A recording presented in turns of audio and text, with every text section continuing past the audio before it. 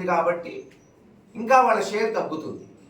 అయినా వాళ్ళు శాంక్షన్ చేసింది 2020లో, అది కూడా తెలీదు, జీవోలు చూడవు, ఎవడో ఒకటి రాసి ఇచ్చింది చదువుతావు. అందుకే నీకు ఓపెన్ ఛాలెంజ్, నీకు దమ్ముంటే నేను ఏదైతే ఈరోజు చెప్తున్నానో, మెడికల్ కాలేజ్ మేము వచ్చిన తర్వాత నేను ఇచ్చిన లెటర్ మీద వైఎస్ఆర్సీపీ మొట్టమొదటి బడ్జెట్లో జగన్మోహన్ రెడ్డి గారు శాంక్షన్ చేశారు. తద్వారా జవహర్ రెడ్డి గారు 2020 సంవత్సరంలో తీసుకెళ్లి కేంద్ర ప్రభుత్వం దగ్గర శాంక్షన్ చేయించారు. అలా కాదు, నువ్వు రాయపాటి సంవత్సరంలో శాంక్షన్ చేయించాడు అంటున్నావు, నేను రుజువు చేస్తా. నేను రుజువు చేయలేకపోతే నేను రాజకీయాలు తప్పుకుంటా. నువ్వు తప్పుకుంటావా? 24 గంటల టైం ఎరపతినేని గుర్తుపెట్టుకో. దీని మీద నువ్వు ఒక ఛాలెంజ్ ఇస్తున్నా, నేను స్వీకరించా. నేను దీని మీద ఇస్తున్నా, చెప్పు నీ ధైర్యం ఏందో. ఊరికే సభ చూడగానే భయపడిపోయి మైండ్ దొబ్బి ఏది పడితే అది మాట్లాడితే ఎట్టా ఎవరు నమ్ముతారు చెప్పండి? ఇలా ప్రతి విషయం కూడా ఎండగడతాం.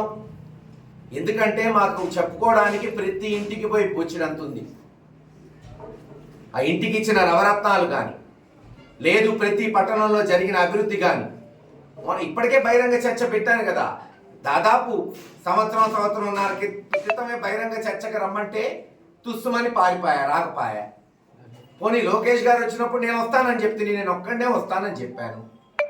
దానికన్నా ఒప్పుకున్నారా? అది లేదు. ఏం చేశామో చెప్తామని చెప్పాము, అయినా రాలేదు. ఊరికే ఏసీ రూముల్లో కూర్చొని ప్రెస్ మీట్లు పెడితే కాదు, ఏం చేశామో బహిరంగంగా చెప్పాలి. అందుకే నా ఛాలెంజ్ యాక్సెప్ట్ చేయి. ఎలక్షన్ ముందే తేలిపోతుంది కదా ఎవరుంటారో ఎలక్షన్స్లో హాయిగా, ఎవరు రాజకీయాల నుంచి రిటైర్ అవుతారో చూద్దాం. ఛాలెంజ్ ఒప్పుకుంటాడో లేదో చూద్దాం. ఒప్పుకుంటే గురజాల ప్రజలకి హాయిగా పట్టిన శని వదిలిపోతుంది. ఈ దెబ్బతో 20-30 ఏళ్ల క్రితం పట్టిన శని తెలుగుదేశం నాయకులు కూడా కోరుకుంటున్నారు, ఒక దెబ్బతో పోయిందిరా ఈ దరిద్రం అని. ఖచ్చితంగా ఈ ఛాలెంజ్ యాక్సెప్ట్ చేయాలని నేను కూడా కోరుకుంటున్నాను. ఎందుకంటే ఆయన ఛాలెంజ్ నేను యాక్సెప్ట్ చేశాను కదా, మరి నా ఛాలెంజ్ యాక్సెప్ట్ చేయాలి కదా. మాట్లాడితే గురజాల జిల్లా ఏంటి అంటాడు. ఎస్, జిల్లా కావాలని ముఖ్యమంత్రి గారి దృష్టికి తీసుకెళ్ళాం. కానీ పార్లమెంట్కి ఒక జిల్లా పెడుతున్నప్పుడు పార్లమెంట్లో మెజారిటీ శాసనసభ్యులు అంటే ఏంటి? మెజారిటీ ప్రజల మనోభావాలు చెప్పడానికే మమ్మల్ని అసెంబ్లీకి పంపిస్తున్నారు. ప్రజల యొక్క మనోభావాలు, వాళ్ళ కష్టాలు, వాళ్ళకి కావాల్సిన అభివృద్ధి గురించి. 7గురిలో దాదాపు 5గురు సత్తెనపల్లి, పెదకూరుపాడు, లేదు చిలకలూరుపేట, వినుకొండ, నసరావుపేట శాసనసభ్యులు నసరావుపేట కోరుకున్నారు. దానికి ఎవరిమేం చేయగలుగుతాం? ఏమైనా చేస్తే ఎవరైనా ఆపారా? 20 సంవత్సరాలు ఏం చేశాడు చంద్రబాబు నాయుడు? 14 సంవత్సరాలు ముఖ్యమంత్రి ఉన్నాడు, ఎవరైనా ఆపారా? రెవెన్యూ డివిజన్ తెచ్చింది ఎవరు? కాసు కృష్ణారెడ్డి గారు మంత్రిగా ఉన్నప్పుడు, కాంగ్రెస్ కిరణ్ కుమార్ రెడ్డి గారు ముఖ్యమంత్రి ఉన్నప్పుడు కాదా? పోలీస్ సబ్ డివిజన్ గురజాలకు తెచ్చింది ఎవరు? కాసు కృష్ణారెడ్డి గారు ఎంపీగా ఉన్నప్పుడు 1990 శతకంలో. మీరు చేసింది ఏది చూపెట్టమంటే అది చూపెట్టలేదు. మున్సిపాలిటీలు తెచ్చింది ఎవరు? పిడుగురాల మున్సిపాలిటీ చేసింది ఎవరు? రాజశేఖర రెడ్డి గారు కాదా?